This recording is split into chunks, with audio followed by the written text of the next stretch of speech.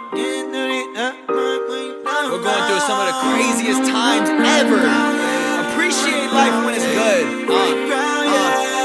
Tell me why you gotta leave me now. But I'm getting through these tough times when you're not around. Like a rose coming up from the ground, yeah.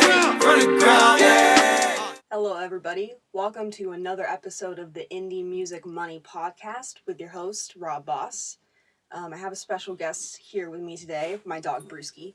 If you're watching the YouTube video, you can kind of see his face. He is adorable. So there might be some interesting sounds, but yeah. Okay, so the last episode we were talking about income streams based off of your persona. So I'm going to be talking about another income stream based off of your persona, which is patronage. So services like Patreon. So I wanted to start by bringing up branding, because branding is a big part of your persona, and it's something you need to have solidified. So when it comes to creating your brand elements, you want to align your brand with your persona. So brands open up a lot of money-making opportunities and can help you grow your fan base. Once you have your brand elements established, you'll be able to quickly create new merch, online presences, post, imagery, posters, and more. So once you have these elements that I'm going to discuss solidified, you'll be able to really take that and run with it, and you'll know what kind of each of your products should look like, and like what I don't know, it's kind of just like guidelines to follow pretty much. So the first thing to think about, the first element of your brand is going to be your color palette. So colors convey meaning and emotion, and so they do the same for your persona. So what colors you use will be interpreted in different ways. So color palettes consist of colors that work well together that should be used in your logo, imagery, and merch. And then to be able to better match colors, you should know what the RGB value is, so you can match between screens and merch. The second element of your brand is going to be your logo. So this should be line art in a vectorized file, so it can be resized and reused repeatedly. And then the best logos are great for merch, apparel, and video. Your logo should look great in black and white as well as color. And it should be able to be recognized from far away, and it should look good in a thumbnail image. And then the next thing to think about is a mascot, which would be an optional character that represents your brand. The next element would be an avatar, which is either the round or square profile image that looks good when it's resized. And this is what you would use for all of your online profiles to really solidify that brand. So like typically this would be the use of a logo or a mascot, but it could also be a personal picture. The next element is going to be the font. Consistent fonts among your logo, your website, your merch, albums, and press material help tie all of your materials and merch to your band. So your online fonts need to be available on every browser. And just a note, the font within your actual graphic, within the image itself, can be custom, and using custom fonts can make a big impact within that logo or image. And then a font is often as distinctive a part of a logo as the actual image, so just keep that in mind. The next thing to consider for your brand is your writing voice. So the words that you choose have meaning and convey tone, attitude, and emotion. So your writing voice will affect how you write your bio, as well as your press and booking kits, your website, and even your posts on social media. And it's really important for you to have a writing voice once you have multiple team members working from you, so it doesn't sound like it's coming from a bunch of different people. So it really just sounds like it's coming from that one unified voice, which is really the voice of your brand, you know? So the next element is going to be your bio. So the bios and the actual text you use and the words that you're going to use.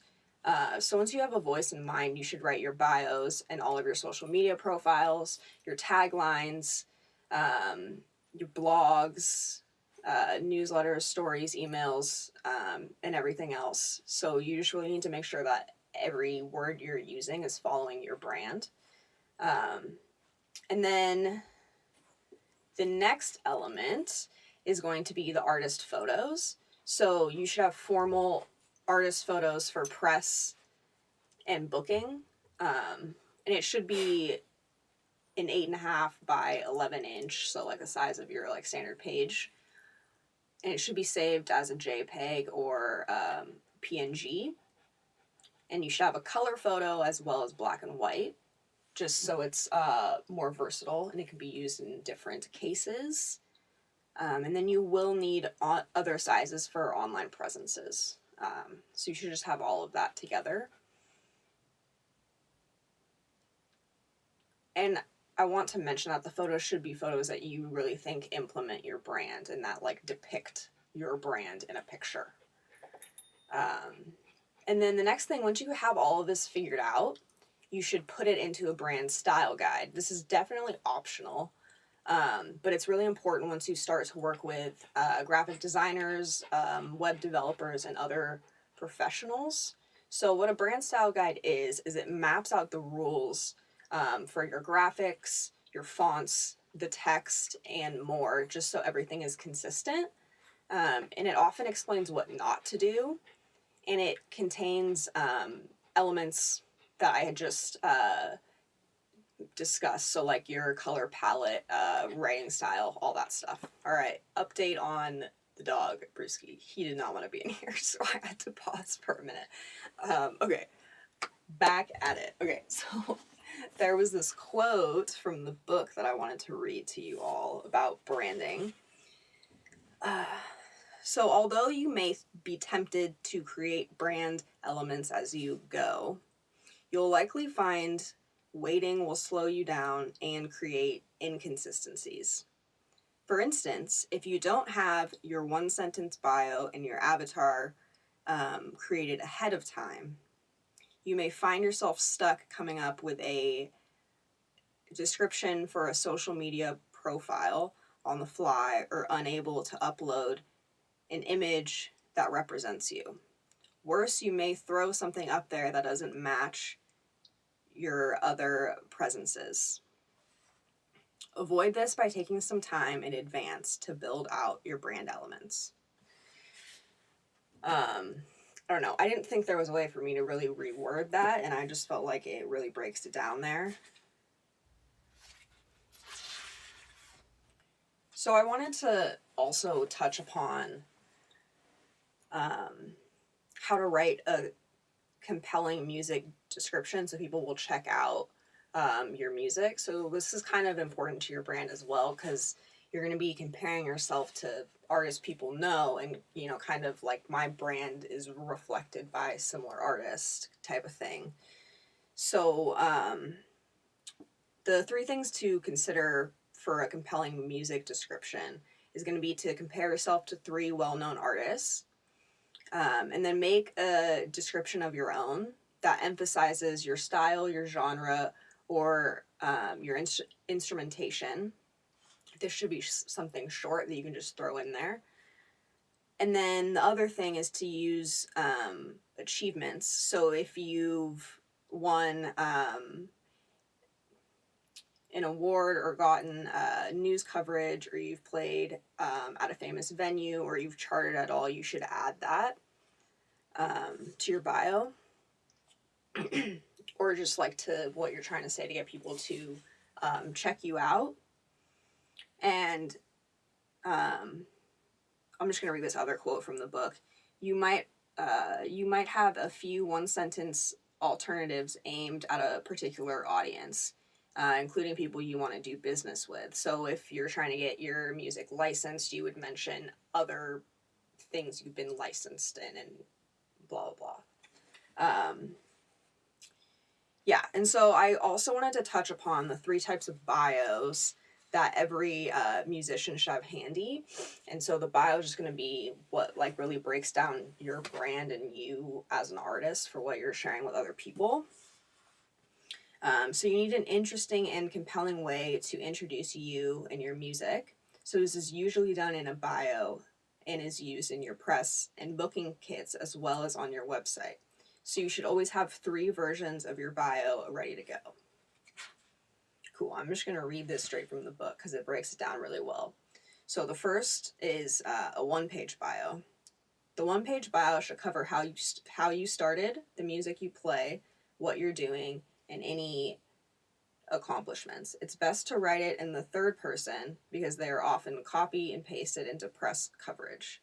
The structure of a good 1-page bio includes a first paragraph that has a description of who you are, your music description, and a story hook to keep them reading. In the body of the bio, use quotes from either the artist's members or press clippings for more impact. And end it with contact info and links to find out more.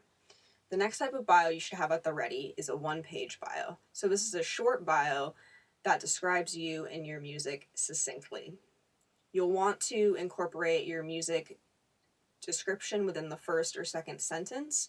The purpose of this bio is to use it as an aid for the press and other websites so they can borrow it from you to describe you from, so they can borrow it to describe you to their audience in a quick way. It's also good for those websites, social media networks, and web presences that provide a profile image with a character limit.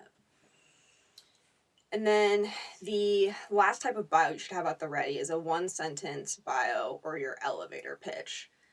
So this is a sentence or 2 that describes you and your music to someone within 20 seconds or less. It's usually used when you meet someone who asks you about your music.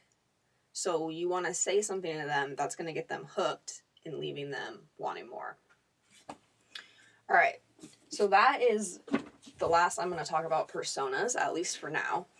And we're going to move into the next topic, which is income stream number 2. Yay. So we're going to be talking about patronage.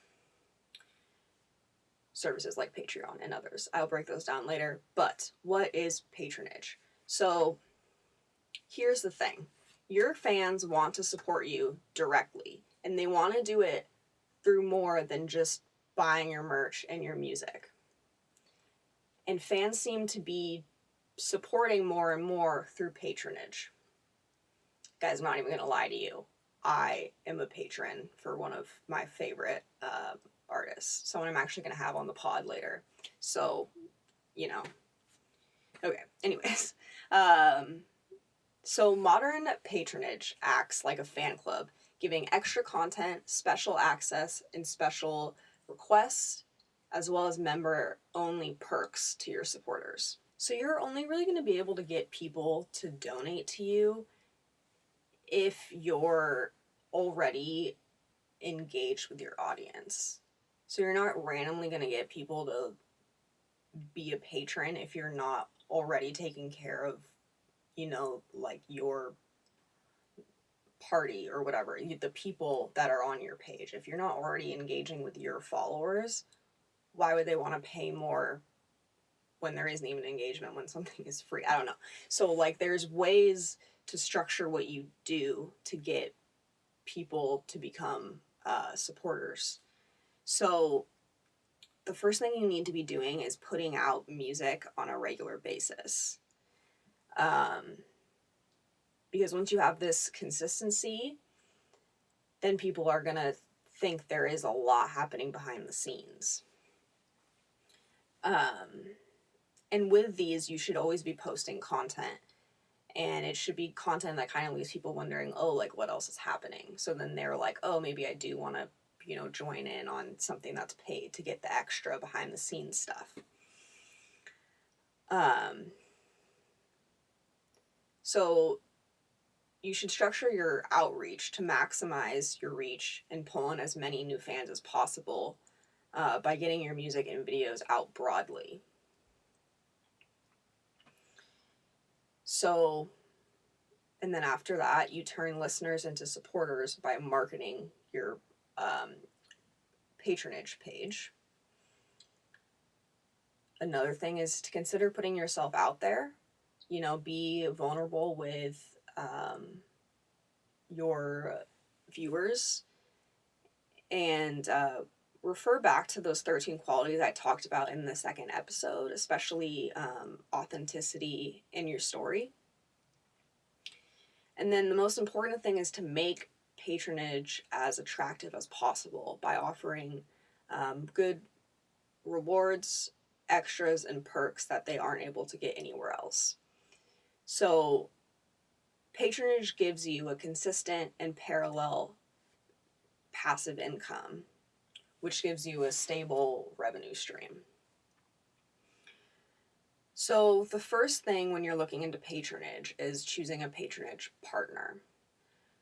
So the most well-known platform is Patreon, which spearheaded the movement and has a lot of name recognition with potential supporters. So it's possible that you'll get people to support that are already patrons of other artists. So they're like, oh, I get this service, I like it, cool. But I want you to know there are other services.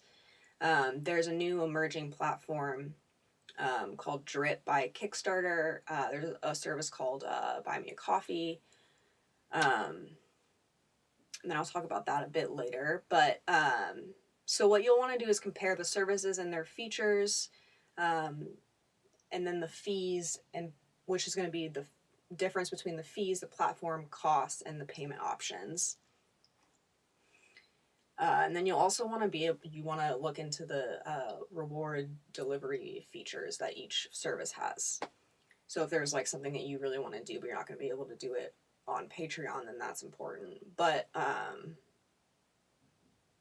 don't know, like well, I'll actually talk about her later. Sorry, I'm getting off track. Okay, next thing is choosing the right rewards. So the first reward is going to be your entry level, which is going to be your $1 or $2. And so for this, you can offer alternative versions of your songs, images, or downloads of extras. And then the next reward level is going to be the $5, which is actually the most common support level, which is the $5. And this could give people early access to releases and more extras. And they also get the lower tier. And then the next reward is going to be the pre-release and limited option rewards, which is going to be at $10. And so this gives people access to live streams, pre-sale tickets, or music writing sessions, or limited access merch. And you also can change all these. These are just ideas.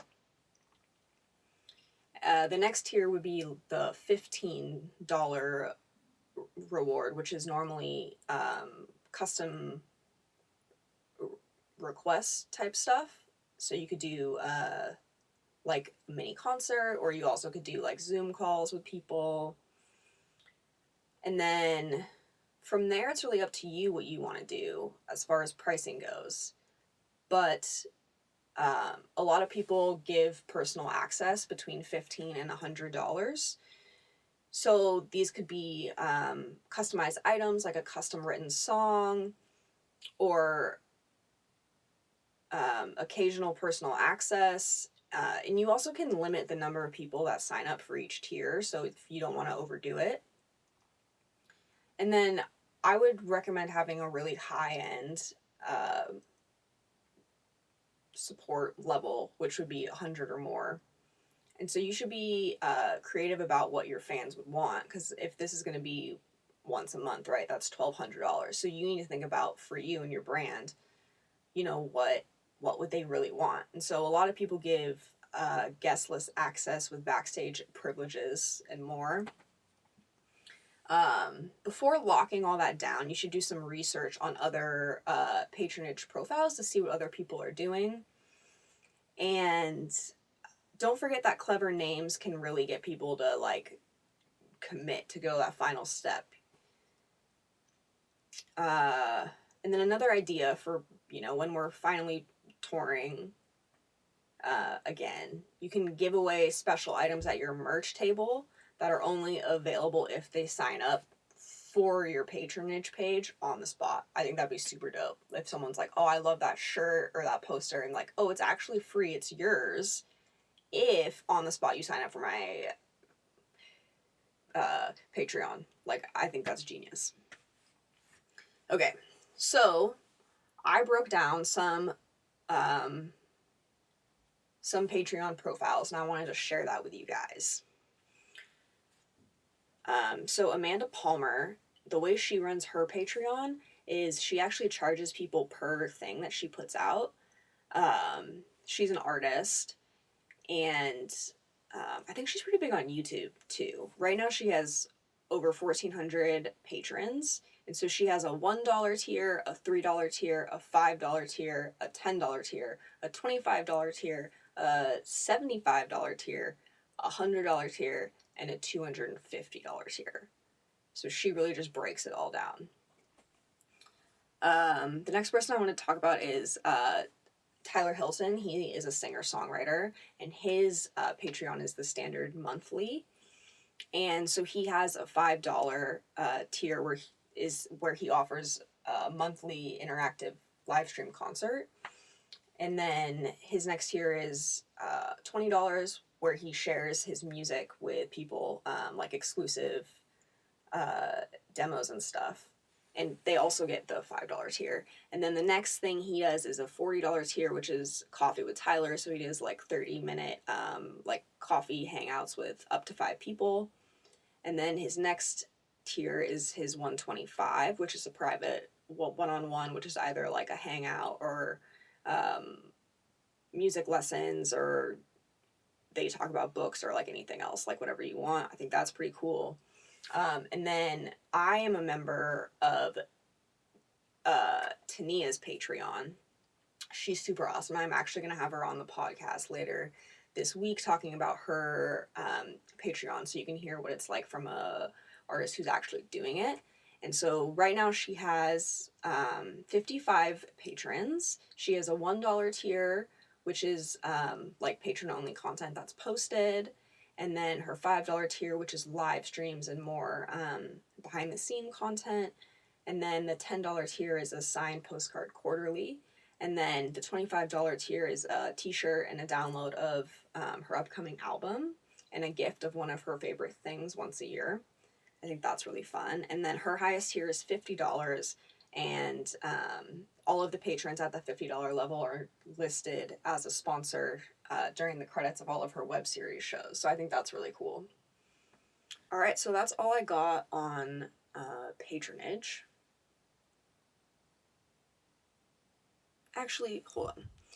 I want to look up Buy Me a Coffee for you guys to tell you the difference.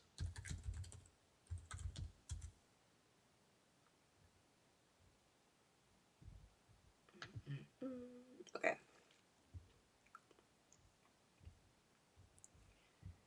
Okay, so Patreon has a lot of, okay, they have a really good brand, and they have a lot of, they have a good brand image is the thing. So people already know what it is. But if you have someone who really wants to support you, like, I'm pretty sure they don't care what service you're using. I don't know. That's up to you. But I wanted to explain them both. So the membership difference between Buy Me a Coffee and Patreon. Patreon is monthly. Buy Me a Coffee is monthly, but it also offers a yearly. Buy Me a Coffee, you can give donations or tips. Patreon, you cannot. You can sell extras on Buy Me a Coffee, which you can't on Patreon.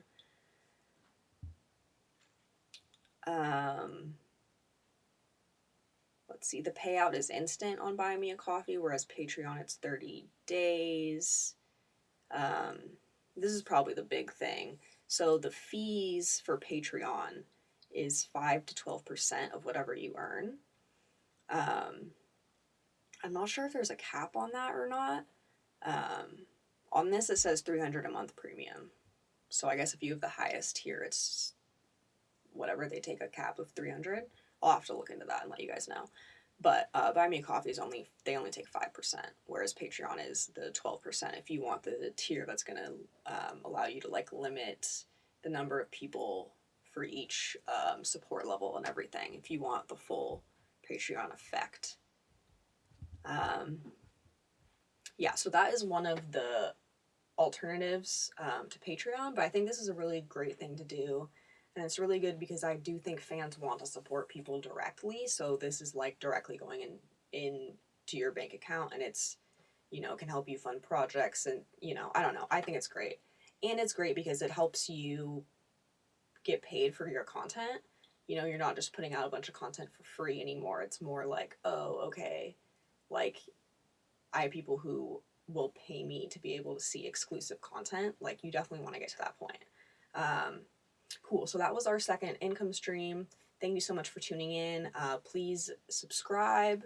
If you have any questions, please hit me up on my Instagram, which is rboss_Mgmt, boss with one S. Sweet. Thank you guys so much for tuning in. I will have that episode with Tania out sometime this weekend. I'm really excited for her to share her perspective with you guys. And yeah, thanks again for tuning in. I don't know, I love everybody that listens to this, and it means a lot to me. So thank you so much. Have a good one. Peace. Tell me why you gotta leave me down, but I'm getting through these tough times when you're not around. Like a rose coming up from the ground, yeah, from the ground, yeah. Tell me why you gotta leave me down, but I'm getting through these tough times when you're not around. Like a rose coming up from the ground, from the ground, yeah, from the ground, yeah. You wasn't here then, you're not here now. Gifted by choice movement, this is the come up. You not coming through right now, don't come through later when we pop. Cause we gon' pop by any means. 50 Cent was right, get rich or die trying. I'd rather die trying than die in that desk at a 9 to 5. Blow my brains out before I get one of them.